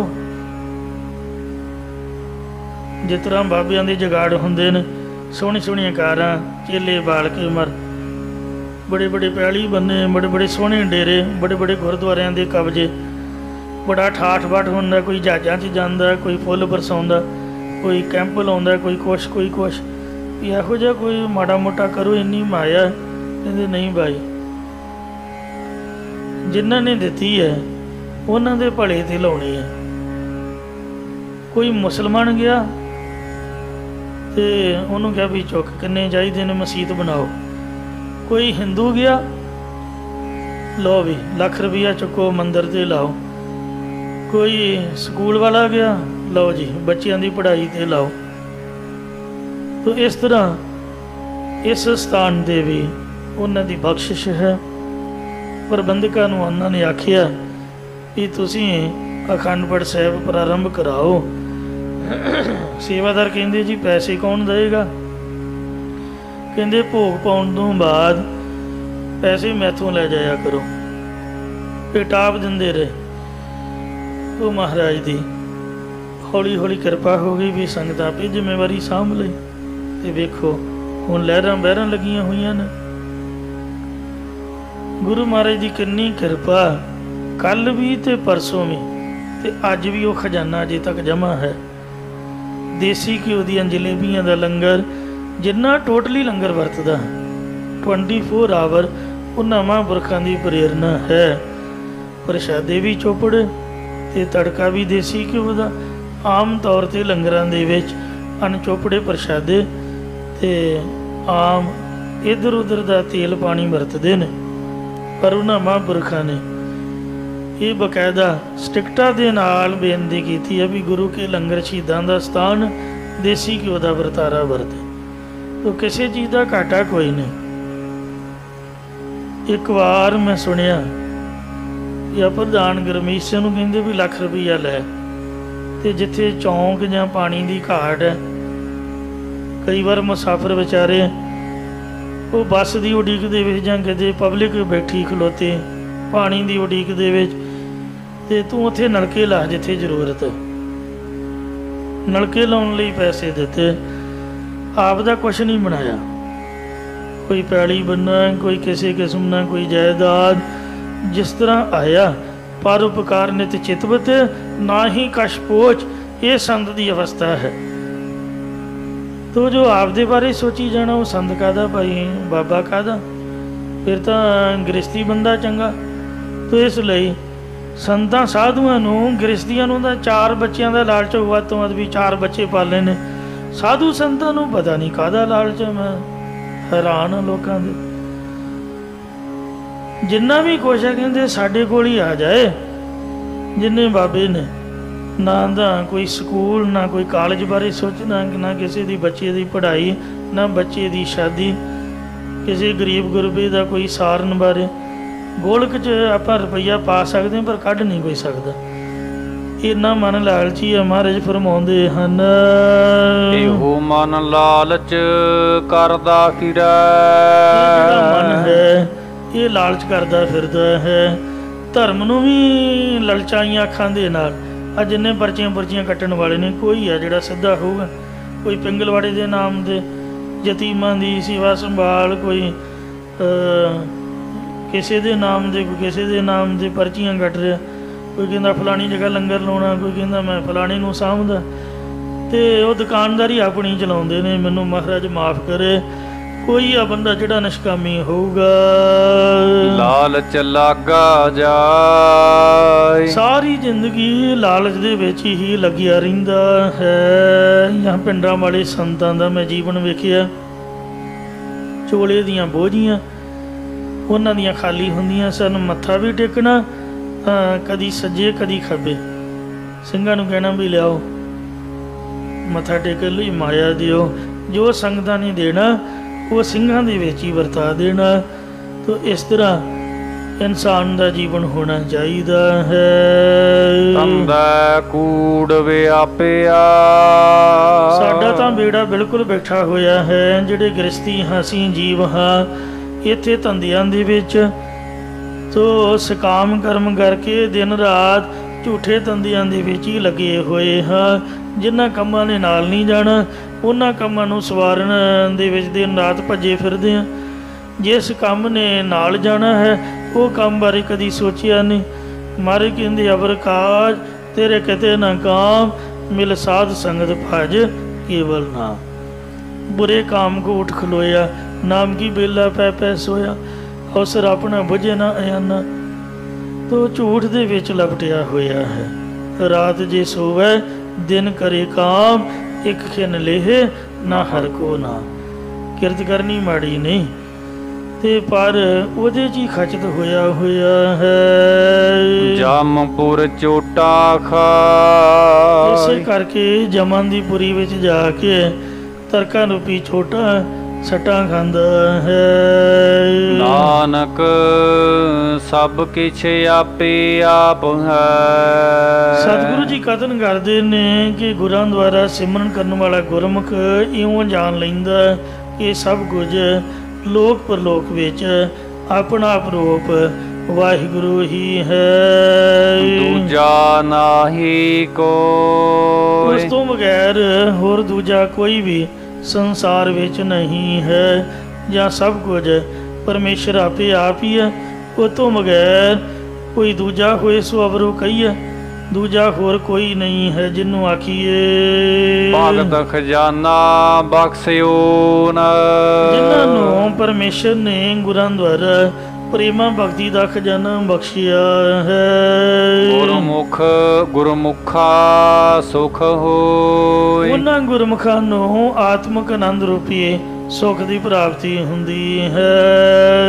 ਮਾਰੂ ਮਹਲਾ ਤੀਜਾ। ਇਸ ਲਈ ਤੀਜੇ ਪਾਤਸ਼ਾਹ ਸਤਿਗੁਰੂ ਅਮਰਦਾਸ ਮਹਾਰਾਜ ਸਮਝਾ ਰਹੇ ਹਨ। ਸੱਚ ਰਤੇ ਸੇ ਟੋਲ ਲਾਹੋ, ਇਹ ਭਾਈ ਜਿਹੜੇ ਸੱਚੇ ਨਾਮ ਦੇ ਵਿੱਚ ਮਨ ਕਰਕੇ ਬਾਣੀ ਕਰਕੇ ਸਰੀਰ ਕਰਕੇ ਰੰਗੇ ਹੋਏ ਨੇ ਉਹਨਾਂ ਮਹਾਤਮਾ ਜਨਾਂ ਨੂੰ ਖੋਜ ਲੈਣਾ ਕਰੋ। ਸੇ ਵਿਰਲੇ ਸੰਸਾਰ, ਹੈਨ ਵਿਰਲੇ ਨਾਹੀ ਘਣੇ ਫੈਲ ਫਕੜ ਸੰਸਾਰ। ਹਨ ਜ਼ਰੂਰ ਪਰ ਹਨ ਵਿਰਲੇ, ਜਗ ਮੈਂ ਤੁਮ ਕਾਢੀਆ ਵਿਰਲੇ ਕੇਈ ਕੇ। ਕਹਿੰਦੇ ਗਿਰ ਗਿਰ ਮੈਂ ਮਾਨਕ ਨਹੀਂ। ਹਰੇਕ ਪਹਾੜ ਦੇ ਵਿੱਚ ਮਾਨਕ ਨਹੀਂ ਹੁੰਦਾ। ਗਿਰ ਗਿਰ ਮੈਂ ਮਾਨਕ ਨਹੀਂ, ਗਜ ਗਜ ਮੋਤੀ ਨਾ ਹੈ। ਹਰੇਕ ਹਾਥੀ ਦੇ ਮੱਥੇ 'ਚ ਮੋਤੀ ਨਹੀਂ ਹੁੰਦਾ। ਚੰਦਨ ਤਰ ਬਨ ਬਨ ਨਹੀਂ, ਚੰਦਨ ਦਾ ਬ੍ਰਿਕਸ਼ ਹਰੇਕ ਜੰਗਲ 'ਚ ਨਹੀਂ ਹੁੰਦਾ। ਕਸ਼ਮੀਰ ਦੇ ਵਿੱਚ ਇੱਕ ਖਾਸ ਜਗ੍ਹਾ ਕਿਤੇ ਕਹਿੰਦੇ ਚੰਦਨ ਪੈਦਾ ਹੁੰਦਾ, ਜਾਂ ਆਸਾਮ ਦੇ ਜੰਗਲਾਂ 'ਚ ਹੁੰਦਾ। ਇਸੇ ਤਰ੍ਹਾਂ ਸੰਤਨ ਪੁਰਪੁਰ ਮਾਹੇ ਜਿਹੜੇ ਅਸਲੀ ਸੰਤ ਸਾਧੂ ਨੇ ਹਰੇਕ ਸ਼ਹਿਰ ਜਾਂ ਹਰੇਕ ਪਿੰਡ 'ਚ ਨਹੀਂ ਹੁੰਦੇ। ਹੈਨ ਜ਼ਰੂਰ ਸੇ ਵਿਰਲੇ ਸੰਸਾਰ, ਉਹ ਟਾਵੇਂ ਸੰਸਾਰ 'ਚ ਨੇ ਪਰ ਉਹਨਾਂ ਨੂੰ ਤੋਂ ਲੱਭ ਲੈਣਾ ਕਰ। ਖੋਜੋ ਸੰਤੋ ਹਰ ਬ੍ਰਹਮ ਗਿਆਨੀ, ਅਸਲ 'ਚ ਹਰੀਓ ਹੀ ਬ੍ਰਹਮ ਗਿਆਨੀ ਹੈ, ਉਹਨੂੰ ਤੂੰ ਲੱਭ ਲੈਣਾ ਕਰ। ਸੇ ਵਿਰਲੇ ਸੰਸਾਰ, ਉਹ ਵਿਰਲੇ ਨੇ ਜਿਹੜੇ ਹਰੀ ਰੂ ਬ੍ਰਹਮ ਗਿਆਨੀ ਨੂੰ ਲੱਭ ਰਹਿੰਦੇ ਨੇ। ਦਿਨ ਮਿਲਿਆ ਮੁਖ ਉਜਲਾ, ਐਸੇ ਬ੍ਰਹਮ ਗਿਆਨੀ ਸੰਤਾਂ ਦੀ ਸੰਗਤ ਦੁਆਰਾ ਮੁਖ ਉਜਲਾ ਹੁੰਦਾ ਹੈ। ਜਪ ਨਾਮ ਮੁਰਾਰ, ਸੰਗਤ ਵਿੱਚ ਜਾ ਕੇ ਜੇ ਮੁਰਾਰੀ ਪਰਮੇਸ਼ਰ ਦਾ ਨਾਮ ਜਪਾਂਗੇ ਤਾਂ ਉਹਨਾਂ ਮਹਾਤਮਾ ਜਨਾਂ ਦੇ ਨਾਲ ਮਿਲਣੇ ਕਰਕੇ ਲੋਕ ਪਰਲੋਕ ਦੇ ਵਿੱਚ ਉਜਲਾ ਮੁਖ ਨਿਰਮਲ ਹੋ ਜਾਂਦਾ। ਅੰਤःਕਰਨ ਰੂਪੀ ਮੁਖੜਾ ਉਜਲ ਹੋ ਜਾਂਦਾ, ਮੁਖੜਾ ਜਸ ਰੂਪੀ ਉਜਾਲੇ ਵਾਲਾ ਹੋ ਜਾਂਦਾ ਹੈ। ਬਾਬਾ ਸਾਚਾ ਸਾਹਿਬ ਹਿਰਦੈ ਸਮਾਲ, ਬਾਬਾ ਹੈ ਭਾਈ ਜੋ ਸੱਚਾ ਮਾਲਕ ਪਰਮੇਸ਼ਰ ਹੈ ਉਸ ਨੂੰ ਆਪਣੇ ਹਿਰਦੇ ਵਿੱਚ ਸੰਭਾਲਣਾ ਕਰ, ਯਾਦ ਕਰ। ਸਤਿਗੁਰ ਆਪਣਾ ਪੁੱਛ ਦੇਖ, ਪੁੱਛ ਦੇਖ। ਸਤਿਗੁਰੇ ਆਪਣਾ ਪੁੱਛ ਦੇਖ, ਆਪਣੇ ਸਤਿਗੁਰਾਂ ਨੂੰ ਪੁੱਛ ਕੇ ਵੇਖ ਲੈਣਾ ਘਰ। ਲੇਹੁ ਵਖਰ ਭਾਲ, ਉਹ ਵੀ ਇਹੀ ਉਪਦੇਸ਼ ਦੇਣਗੇ ਕਿ ਗੁਰਾਂ ਦੀ ਸੰਗਤ ਦੁਆਰਾ ਲਾਭਦਾਇਕ ਨਾਮ ਰੂਪੀ ਵਖਰ ਸੌਦਾ ਹੈ, ਇਹਨੂੰ ਖੋਜ ਲੈਣਾ ਕਰ। ਵਿਸ਼ਰਾਮ ਦੇ ਕਰ ਫਰਮਾਉਂਦੇ ਨੇ, ਇੱਕ ਸੱਚਾ ਸਭ ਸੇਵਦੀ, ਇੱਕੋ ਹੀ ਸੱਚਾ ਅਕਾਲ ਪੁਰਖ ਹੈ, ਸਾਰੀ ਸ੍ਰਿਸ਼ਟੀ ਉਸੇ ਦਾ ਸੇਵਨ ਕਰਦੀ ਹੈ। ਤੁਰ ਭਾਗ ਮਿਲਾਵਾ ਹੋਇ, ਪਰ ਤੁਰ ਆਦਿ ਤੋਂ ਨਿਸ਼ਕਾਮ ਕਰਮਾਂ ਵਾਲਿਆਂ ਦਾ ਹੀ ਉਸ ਪਰਮੇਸ਼ਰ ਨਾਲ ਮਿਲਾਪ ਹੁੰਦਾ ਜਿਹਦਾ ਲਿਖਿਆ ਹੈ। ਗੁਰਮੁਖ ਮਿਲੇ ਸੇ ਨਾ ਵਿਛੜ ਹੈ, ਜਿਹੜੇ ਪੁਰਖ ਗੁਰਮੁਖਾਂ ਦੀ ਸੰਗਤ ਵਿੱਚ ਮਿਲੇ ਨੇ ਜਾਂ ਮੁਖੀ ਗੁਰਾਂ ਨਾਲ ਮਿਲੇ ਨੇ, ਉਹ ਕਦੇ ਵੀ ਵਾਹਿਗੁਰੂ ਨਾਲੋਂ ਵਿਛੜਦੇ ਨਹੀਂ। ਪਾਵਹਿ ਸੱਚ ਸੋਇ, ਸਗੋਂ ਉਹ ਪੁਰਖ ਤਾਂ ਸੱਚੇ ਪਰਮੇਸ਼ਰ ਦੀ ਪ੍ਰਾਪਤੀ ਦੇ ਸੁੱਖ ਨੂੰ ਪਾ ਲੈਂਦੇ ਨੇ। ਇੱਕ ਭਗਤੀ ਸਾਰ ਨਾ ਜਾਣਨੀ, ਇੱਕ ਪਰਮੇਸ਼ਰ ਦੀ ਪ੍ਰਾਪਤੀ ਵਾਲੀ ਭਗਤੀ ਦੀ ਖਬਰ ਹੀ ਨਹੀਂ ਜਾਣਦੇ ਹਨ। ਉਹਨਾਂ ਨੂੰ ਪਤਾ ਹੀ ਨਹੀਂ ਵੀ ਦੁਨੀਆ 'ਚ ਆਏ ਕਾਹਦੇ ਵਾਸਤੇ ਆ, ਖਾਧਾ ਪੀਤਾ ਲਾਹੇ ਲਾ, ਦਮ ਦਾ ਕੀ ਵਸਾ, ਭਗਤੀ ਦਾ ਉਹਨਾਂ ਨੂੰ ਪਤਾ ਹੀ ਨਹੀਂ। ਮਨ ਮੁਖ ਭਰਮ ਭੁਲਾਈ, ਕਿਉਂਕਿ ਭਰਮ ਨੇ ਮਨਮੁਖਾਂ ਨੂੰ ਭੁਲਾਇਆ ਹੋਇਆ ਹੈ। ਉਹਨਾਂ ਦੇ ਮਨ 'ਚ ਭੁਲੇਖਾ ਹੈ, ਪਤਾ ਨਹੀਂ ਮਾਇਆ ਦੇ ਵਿੱਚ ਹੀ ਸਭ ਕੁਝ, ਰਾਗ ਰੰਗ ਦੇ ਵਿੱਚ ਹੀ, ਸੋ ਇੱਥੇ ਹੀ ਸੁੱਖ ਆਨੰਦ ਹੈ। ਤੇ ਆ ਜਗ ਮਿੱਠਾ ਗਲਾ ਕੰਡਿਠਾ, ਅੱਗਾ ਪਾਸਾ ਉਹਨਾਂ ਨੂੰ ਯਾਦ ਨਹੀਂ ਹੈ ਕਿ ਅੱਗੇ ਜਮਕਾ ਲੇਖਾ ਲੀਵੈ, ਜਿਉਂ ਤੇ ਲਕਾਣੀ ਪੀੜਾਇੰਦਾ। ਉਹਨਾਂ ਵਿੱਚ ਆਪ ਵਰਤਦਾ, ਉਹਨਾਂ ਮਨਮੁਖਾਂ ਦੇ ਵਿੱਚ ਵੀ ਪਰਮੇਸ਼ਰ ਆਪ ਹੀ ਵਰਤਦਾ ਹੈ। ਕਰਨਾ ਕਿਛੂ ਨਾ ਜਾ, ਪਰ ਉਹਨਾਂ ਦੇ ਪਾਸੋਂ ਵੱਲ ਪੱਗ ਹੋਣ ਕਰਕੇ ਕੁਝ ਵੀ ਨਿਸ਼ਕਾਮ ਕਰਮ ਨਹੀਂ ਕੀਤਾ ਜਾ ਸਕਦਾ, ਜਾਂ ਉਹਨਾਂ ਮਨਮੁਖਾਂ ਦੇ ਅੰਦਰ ਹੰਕਾਰ ਵਰਤਦਾ ਹੈ। ਇਸੇ ਕਰਕੇ ਉਹਨਾਂ ਦੇ ਕੋਲੋਂ ਸਤਿਗੁਰਾਂ ਦੀ ਕਿਰਪਾ ਤੋਂ ਬਗੈਰ ਕੋਈ ਵੀ ਸ੍ਰੇਸ਼ਟ ਕਰਮ ਨਹੀਂ ਕੀਤਾ ਜਾ ਸਕਦਾ। ਉਹ ਕਹਿੰਦੇ ਕਰਮ ਹੀ ਧਰਮ ਹੈ। ਆ ਜਿਹੜੇ ਚਾਈਨੀਜ਼ ਲੋਕ ਨੇ, ਹਾਂਗਕਾਂਗ ਦੇ ਵਿੱਚ ਚਾਈਨੀਜ਼ ਬੱਚਿਆਂ ਨੂੰ ਗੁਰਦੁਆਰੇ ਸਮਝਾਈਦਾ ਭਾਈ ਧਰਮ ਦੀ ਕਮਾਈ ਕਰਨੀ ਜ਼ਰੂਰੀ ਹੈ। ਬੱਚੇ ਅੱਜ ਕੱਲ੍ਹ ਸਮਝਦੇ ਨੇ, ਪਰ ਚਾਈਨਾ 'ਚ ਨਾ ਕੋਈ ਗੁਰਦੁਆਰਾ, ਨਾ ਮੰਦਿਰ, ਨਾ ਮਸੀਤ। ਕਹਿੰਦੇ ਧਰਮ ਬੰਦੇ ਨੂੰ ਕਮਜ਼ੋਰ ਕਰਦਾ, ਉਹ ਧਰਮ ਨੂੰ ਨਹੀਂ ਮੰਨਦੇ। ਕੰਮ ਕਰੋ ਬਸ, ਦਵਲ ਕੇ ਕੰਮ ਕਰੋ, ਦਿਨ ਰਾਤ ਕੰਮ 'ਚ ਇੰਨੇ ਐਕਸਪਰਟ ਨੇ ਵੀ ਥੋੜ੍ਹਾ ਵੀ ਆਲਸ ਨਹੀਂ ਕਰਦੇ। ਧਰਮ ਦਾ ਨਹੀਂ ਕੋਈ ਪਤਾ। ਕਹਿੰਦੇ ਕਰਮ ਹੀ ਧਰਮ ਹੈ। ਆ ਜਿਹੜੇ ਕਮਿਊਨਿਸਟ ਨੇ, ਸਮਾਜਵਾਦੀ ਲੋਕ ਰਸ਼ੀਆ ਦੇ, ਜਿਨ੍ਹਾਂ ਦਾ ਲਾਲ ਝੰਡਾ ਹੁੰਦਾ ਇੱਕ ਦਾਤਰੀ ਦੇ, ਉਹ ਕਿਰਤੀ ਜਿਹਨੂੰ ਕਹਿੰਦੇ ਨੇ, ਉਹ ਵੀ ਧਰਮ ਨੂੰ ਨਹੀਂ ਮੰਨਦੇ, ਬੇਮੁਖ ਨਾਸਤਕ। ਕਹਿੰਦੇ ਰੱਬ ਰੂਪ ਕੋਈ ਨਹੀਂ, ਕੋਈ ਸਤਿਗੁਰੂ ਨਹੀਂ। ਆਪਦਾ ਕੰਮ ਕਰੋ, ਕਿਰਤ ਕਰੋ, ਬਸ ਚੜ੍ਹਦੀ ਕਲਾ। ਕੰਮ ਹੀ ਧਰਮ ਹੈ, ਸਾਡਾ ਕੰਮ ਹੀ ਨਾਮ ਹੈ। ਪਰ ਐਸਾ ਨਹੀਂ ਸਾਧ ਸੰਗਤ ਜੀਓ, ਜਿਹੜਾ ਕੰਮ ਹੈ ਸਤਿਗੁਰੂ ਨਾਨਕ ਦੇਵ ਮਹਾਰਾਜ ਨੇ ਮੰਗ ਕੇ ਨਾ ਖਾਣਾ ਪਏ, ਇਸ ਲਈ ਗੁਰਸਿੱਖਾਂ ਨੂੰ ਕਿਰਤ ਕਰਨ ਦੀ ਆਗਿਆ ਦਿੱਤੀ ਹੈ। ਪਰ ਉਸ ਤੋਂ ਬਾਅਦ ਧਰਮ ਦੇ ਹਿੱਤ ਉਹਦੇ ਵਿੱਚੋਂ ਕੁਝ 10ਵਾਂ ਹਿੱਸਾ ਵੰਡ ਕੇ ਖਾਣ ਦੀ ਆਗਿਆ। ਫਿਰ ਸਵੇਰ ਸ਼ਾਮ ਘੱਟ ਤੋਂ ਘੱਟ ਤਾਂ ਜਾਂ ਕਾਰੋਬਾਰ ਦੇ ਵਿੱਚੋਂ ਮਾੜਾ ਮੋਟਾ ਵੇਲ ਹੋਵੇ, ਚੌਂਕੜਾ ਮਾਰ ਕੇ ਵਾਹਿਗੁਰੂ ਵਾਹਿਗੁਰੂ, ਜਾਂ ਨਾਮਾ ਕਹੈ ਤਲੋਚਨਾ ਮੁਖ ਤੇ ਰਾਮ ਸੰਭਾਲ, ਹਾਥ ਪਾਓ ਕਰ ਕਾਮ ਸਭ ਚੀਤ ਨਿਰੰਜਨ ਨਾਲ। ਤੋ ਜਦ ਮੁਕਤੀ ਹੋਣੀ ਹੈ ਤਾਂ ਧਰਮ ਕਮਾਉਣ ਨਾਲ, ਨਾਮ ਜਪਣ ਨਾਲ ਹੋਣੀ। ਕੰਮ ਕਰਨ ਨਾਲ ਬੰਦਾ ਮੁਕਤ ਨਹੀਂ ਹੁੰਦਾ ਹੈ। ਇਹ ਸਾਡੀ ਜ਼ਿੰਦਗੀ ਦਾ ਗੁਜ਼ਾਰਾ ਹੈ, ਇਹ ਧਰਮ ਨਹੀਂ ਹੈ। ਧਰਮ ਹੈ ਸੰਤ ਕਾ ਮਾਰਗ, ਧਰਮ ਕੀ ਪੌੜੀ ਕੋ ਵਡਭਾਗੀ ਪਾਏ। ਕੈਪਟਨ ਹਰਚੰਦ ਸਿੰਘ ਜੀ ਰੋਡੇ ਮੈਨੂੰ ਬੜੇ ਚੰਗੇ ਲੱਗਦੇ ਨੇ, ਤੇ ਜਦ ਵੀ ਮੈਂ ਮਿਲਦਾ ਮੈਂ ਕਹਿੰਦਾ ਕੋਈ ਗੱਲ ਸੁਣਾਓ ਸੰਤਾਂ ਦੀ, ਤੁਸੀਂ ਵੱਡੇ ਭਰਾ ਸੀ। ਕਹਿੰਦੇ ਇੱਕ ਦਿਨ ਮੈਂ ਆਖਿਆ ਹੰਕਾਰ ਵਿੱਚ, ਫੀਤੀਆਂ ਫੂਤੀਆਂ ਲੱਗੀਆਂ, ਵਰਦੀ ਪਾਈ, ਤੇ ਉਹ ਆਫੀਸਰ ਰਿਟਾਇਰ ਕੈਪਟਨ ਫੌਜ ਦੇ ਵਿੱਚੋਂ। ਜਦੋਂ ਅਟੈਕ ਹੋਇਆ ਕਹਿੰਦੇ ਜਲੰਧਰ ਮੇਰੀ ਡਿਊਟੀ ਸੀਗੀ। ਕਹਿੰਦੇ ਮੈਂ ਸੰਤਾਂ ਨੂੰ ਆਖਿਆ ਵੀ ਆ ਵੇਖ ਕਿੱਡਾ ਮੈਂ ਸੋਹਣਾ, ਤੇ ਇੰਨੀ ਮੇਰੀ ਤਨਖਾਹ 1.5-2 ਲੱਖ ਤਾਂ ਹੋਊਗੀ, ਲੱਖ ਤਾਂ ਪੈਨਸ਼ਨ ਹੁੰਦੀ ਹੈ ਅਫਸਰਾਂ ਦੀ, ਤੇ ਤੂੰ ਦੱਸ ਵੀ ਤੇਰੀ ਕਮਾਈ ਕਿੰਨੀ ਹੈ। ਤੂੰ ਬੜਿਆ ਬੜਿਆ ਹੈ ਨੇ। ਤੋ ਮਹਾਂਪੁਰਖ ਆਪਦੀ ਸੁਰਤੀ ਬਿਰਤੀ ਜਪਜੀ ਸਾਹਿਬ ਦੇ ਪਾਠ ਕਰਦੇ ਰਹਿੰਦੇ। ਅੱਛਾ, ਕੋਈ ਜਵਾਬ ਨਹੀਂ ਦਿੱਤਾ। ਜਦ ਕਹਿੰਦੇ ਸੰਤ ਬਣੇ ਤੇ ਉੱਥੇ ਮੰਜੀ ਸਾਹਿਬ ਪ੍ਰਚਾਰ ਕਰ ਰਹੇ ਸੀ, ਮੈਂ ਦਰਸ਼ਨ ਕਰਨ ਗਿਆ ਤੇ ਪਤਾ ਨਹੀਂ ਕਿੰਨੇ ਇਲਾਕੇ ਦੀਆਂ ਸੰਗਤਾਂ ਲੈਣ ਲਾ ਕੇ ਖੜੀਆਂ ਤੇ ਕੁਝ ਮੱਥਾ ਟੇਕ ਰਹੀਆਂ ਤੇ ਪੈਸਿਆਂ ਦਾ ਢੇਰ ਥੱਲੇ ਬਾਬਾ ਜੀ ਉੱਪਰ ਬੈਠੇ ਹੋਏ, ਪੈਰ ਲਮਕਾ ਕੇ ਥੱਲੇ ਕਿੱਡਾ ਵੱਡਾ ਸਾਰਾ ਢੇਰ। ਕਹਿੰਦੇ ਆਓ ਕੈਪਟਨ ਸਾਹਿਬ। ਮਹਾਂਪੁਰਖਾਂ ਦੀ ਯਾਦ ਸ਼ਕਤੀ ਬੜੀ ਤੇਜ਼ ਸੀਗੀ। ਕਹਿੰਦੇ ਅੰਦਰ ਆਓ, ਇਹਨੂੰ ਗਿਣੋ। ਤੂੰ ਉਦੋਂ ਨੂੰ ਮੇਰੇ ਕੋਲ ਕਮਾਈ ਪੁੱਛੀ ਸੀਗੀ, ਤਨਖਾਹ ਪੁੱਛੀ ਸੀਗੀ। ਇਹ ਗੁਰੂ ਨਾਨਕ ਸਾਹਿਬ ਦੇ ਘਰ ਦੀ ਕਮਾਈ ਹੈ, ਭਾਵੇਂ ਆਪਣੀ ਨਹੀਂ ਸਮਝੀ ਦੀ ਹੈ, ਸੰਗਤਾਂ ਦੀ। ਇੱਕ ਦਿਨ ਦੀ ਹੈ, ਇਹਨੂੰ ਗਿਣ। ਤੇ ਆ 2-4 ਘੰਟਿਆਂ ਦੀ ਹੈ। ਇਸ ਲਈ ਇਹ ਬਾਣੀ ਦੇ ਨਾਮ ਦੀ ਕਮਾਈ ਦਾ ਕੋਈ ਥਾਂ ਨਹੀਂ ਹੈ। ਜੇ ਬੰਦਾ ਕੋਈ ਕੰਮ ਵਾਲਾ ਹੰਕਾਰ ਕਰੇ ਵੀ ਨੌਕਰੀ ਜਾਂ ਕੰਮ ਜਾਂ ਇਸ ਤਰ੍ਹਾਂ ਜਾਂ ਉਸ ਤਰ੍ਹਾਂ। ਬਾਬੇ ਨਾਨਕ ਨੂੰ ਵੀ ਸਿੱਧਾ ਨੇ ਇਹੀ ਸਵਾਲ ਕੀਤਾ ਸੀ ਵੀ ਤੁਸੀਂ ਕਹਿੰਦੇ ਗੁਰਦੁਆਰੇ ਆ ਜਾਓ, ਬਾਣੀ ਪੜ੍ਹੋ, ਨਾਮ ਜਪੋ। ਜੇ ਸਾਰੇ ਤੁਹਾਡੇ ਆਖੇ ਲਾ ਕੇ ਮਾਲਾ ਫੜ ਲੈਣ, ਗੁਟਕੇ ਫੜ ਲੈਣ ਤੇ ਖੇਤੀ ਕੋਈ ਕਰੇ ਨਾ ਜਾਂ ਕੋਈ ਹੋਰ ਨੌਕਰੀ ਪੇਸ਼ਾ ਕੋਈ ਕੰਮ, ਦੇ ਦੁਨੀਆ ਰੁਕ ਜਾਊਗੀ। ਲੋਕ ਭੁੱਖੇ ਮਰਨਗੇ, ਖਾਣਗੇ ਕੀ? ਦੱਸੋ ਕਿਹੋ ਜਿਹੀ ਸਿੱਖਿਆ ਦਿੰਦੇ ਹੋ? ਮਾਰੇ ਕਹਿੰਦੇ ਵਾਹਿਗੁਰੂ ਵਾਹਿਗੁਰੂ।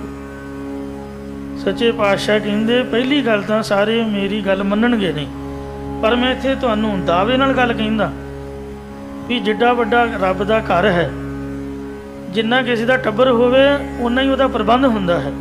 ਜੱਟਾਂ ਦੇ ਘਰਾਂ ਵੀ ਕਿੱਡੇ ਕਿੱਡੇ ਵੱਡੇ ਹੁੰਦੇ ਨੇ, ਕਿਉਂਕਿ ਉਹ 'ਚ ਟਰੈਕਟਰ ਖਲੋਣੇ ਹੁੰਦੇ, ਟਰਾਲੀਆਂ ਖੜਨੀਆਂ ਹੁੰਦੀਆਂ। ਤੇ ਆਮ ਬੰਦੇ ਦਾ ਘਰ ਉਹ ਰਕਸ਼ਾ ਖੜਨ ਜੋਗੀ ਵੀ, ਸਾਈਕਲ ਦੀ ਵੀ ਜਗ੍ਹਾ ਨਹੀਂ। ਜਿਸ ਤਰ੍ਹਾਂ ਦਾ ਸਿਸਟਮ ਹੈ ਉਸੇ ਤਰ੍ਹਾਂ ਦਾ ਸਭ ਕੁਛ ਹੈ। ਉਹ ਰੱਬ ਕਿੱਡਾ ਵੱਡਾ ਹੈ, ਸਾਡਾ ਮਾਂ ਪਿਓ ਦਾ ਘਰ ਵੀ ਵੱਡਾ ਵੱਡਾ। ਤੋ ਇਸ ਵਾਸਤੇ ਜੇ ਰੱਬ ਦੇ ਬੰਦਗੀ ਦੇ ਵਿੱਚ ਸਾਰੇ ਲੱਗ ਜਾਣ ਤਾਂ ਫਿਰ ਇਹ ਸਭ ਕੁਛ ਦੀ ਲੋੜ ਨਾ ਪਏ। ਮਹੱਲਾ ਪਹਿਲਾ। ਨਦੀਆਂ ਹੋਵੇ ਤੇਨਵਾ, ਸੁਮ ਹੋਵੇ ਦੁੱਧ ਕੀਓ, ਸਗਲੀ ਧਰਤੀ ਸ਼ੱਕਰ ਹੋਵੇ, ਖੁਸ਼ੀ ਕਰੇ ਨਿਤ ਜੀਓ। ਇਹਦੇ ਅਰਥ ਹੁਣ ਤੁਸੀਂ ਆਪ ਸਮਝਿਓ। ਜੋ ਮੇਰੀ ਸਮਝ ਉਹ ਇਹੀ ਨੇ ਕਿ ਜਿੰਨੀਆਂ ਵੀ ਨਦੀਆਂ ਉਹ ਗਾਵਾਂ ਬਣ ਜਾਣ, ਪੱਠੇ ਪਾਉਣ ਦੀ ਚੋਣ ਦੀ ਲੋੜ ਹੀ ਨਾ ਰਹੇ। ਤੇ ਨਦੀਆਂ ਹੋਵੇ ਤੇਨਵਾ, ਸੁਮ ਹੋਵੇ ਦੁੱਧ ਕੀਓ। ਜਿਹੜੇ 7 ਸਮੁੰਦਰ ਨੇ ਉਹ ਕੋਈ ਦੁੱਧ ਦਾ ਕੋਈ ਘਿਓ ਦਾ ਬਣ ਜਾਏ, ਜਿੰਨੇ ਮਰਜ਼ੀ ਪੀਪੇ ਭਰੀ ਜਾਓ ਤੇ ਵਰਤੀ ਜਾਓ। ਸਗਲੀ ਧਰਤੀ ਸ਼ੱਕਰ ਹੋਵੇ। ਧੰਨ ਬਾਬੇ ਫਰੀਦ ਦੇ ਮਸਲੇ ਹੇਠਲੀ ਧਰਤੀ ਸਭਨਾਂ ਨੂੰ ਪਤਾ ਵੀ ਸ਼ੱਕਰ ਦੀ ਬਣ ਗਈ ਸੀ। ਉਹਨੇ ਰੱਜ ਕੇ ਖਾਧੀ ਫਿਰ ਵੀ ਨਹੀਂ ਮੁੱਕੀ, ਉਹ ਧਰਤੀ ਹੋਈ ਸ਼ੱਕਰ ਦੀ ਬਣ ਗਈ। ਉਨੀ ਜਗ੍ਹਾ ਖੁਸ਼ੀ ਕਰੇ ਨਿਤ ਜੀਓ, ਜਿੰਨਾ ਜੀਵਾਤਮਾ ਖੁਸ਼ੀ ਕਰੇ ਉਹ ਵਰਤੀ ਜਾਏ। ਤੋ ਇਸ ਤਰ੍ਹਾਂ ਇਹ ਮਹਾਰਾਜ ਨੇ ਉਹਨਾਂ ਨੂੰ ਸਾਧ ਸੰਗਤ ਜੀ ਉੱਤਰ ਦਿੱਤਾ ਸੀਗਾ। ਜੇ ਰੱਬ ਦੇ ਘਰ ਦਾ ਕੰਮ ਕਰਨ ਲੱਗ ਪਏ ਫਿਰ ਚੜ੍ਹਦੀ ਕਲਾ। ਵੇਖੋ ਇੱਥੇ ਕੋਈ ਪੈਲੀ ਦੀ ਕੋਈ ਠੇਕਾ ਨਹੀਂ, ਕੋਈ ਇੱਥੇ ਕੋਈ ਨੌਕਰੀ ਪੇਸ਼ਾ, ਕੋਈ ਪੈਨਸ਼ਨ ਨਹੀਂ, ਕੋਈ ਤਨਖਾਹ ਨਹੀਂ। ਸੰਗਤਾਂ ਦੇ ਵੱਲੋਂ ਹੀ ਸਭ ਪ੍ਰਬੰਧ ਹੋ ਰਹੇ, ਵਾਹਿਗੁਰੂ ਵੱਲੋਂ ਹੀ। ਇਉਂ ਪਰਬਤ ਸੋਈ ਨਾ ਰੁਪਾ ਹੋਵੇ, ਹੀਰੇ ਲਾਲ ਜੜਾਓ, ਤੇ ਪੀ ਤੂੰ ਹੈ ਸਲਾਹਣ, ਆਖਣ ਲਹਿ ਨਾ ਚਾਓ। ਲੋਕ ਕਈ ਵਾਰ ਈਰਖਾ 'ਚ ਕਹਿੰਦੇ ਕਿ ਜੀ ਆ ਪੱਥਰ ਲਾਉਣ ਦਾ ਕੀ ਫਾਇਦਾ ਹੈ ਜੀ, ਆ ਇੰਨਾ ਕੁਛ ਸੋਨਾ ਚੜਾਉਣ ਦਾ ਕੀ ਫਾਇਦਾ।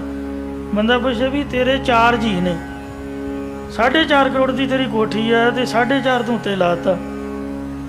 ਜੇ 3-4 ਜੀਆਂ ਨੂੰ ਇੰਨੇ ਕੁਛ ਦੀ ਲੋੜ ਹੈ ਵੀ ਜਿੱਥੇ ਆ ਕੇ ਪਬਲਿਕ ਨੇ ਬੈਠਣਾ, ਰੱਬ ਦਾ ਨਾਮ ਜਪਣਾ, ਕੋਈ ਰੱਬ ਦੇ ਘਰ ਦੀ ਗੱਲ ਸੁਣਨੀ ਹੈ, ਤੇ ਉਹ ਸਾਫ਼ ਸਫਾਈ ਵਾਲੀ ਜਗ੍ਹਾ ਨਹੀਂ ਹੁੰਦੀ।